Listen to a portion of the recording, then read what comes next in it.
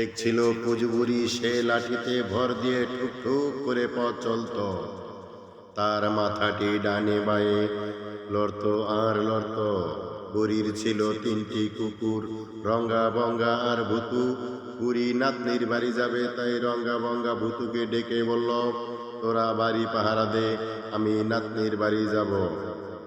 কুকুর 3টা বলল, ঠিক আছে, আমরা বাড়ি পাহারা দিচ্ছি, আপনি যান। বুড়ি তখন লাঠিতে ভর দিয়ে ঠুক ঠুক করে যেতে লাগলো। তার মাথাটি ডানে বায়ে লড়ে আর লড়ে। বেশ কিছু দূর যেয়ে এক শিয়ালের সঙ্গে বুড়ির দেখা। শিয়াল বলল, হালুম বুড়ি, আমি তোকে খাবো, আমার পেটে অনেক খিদে।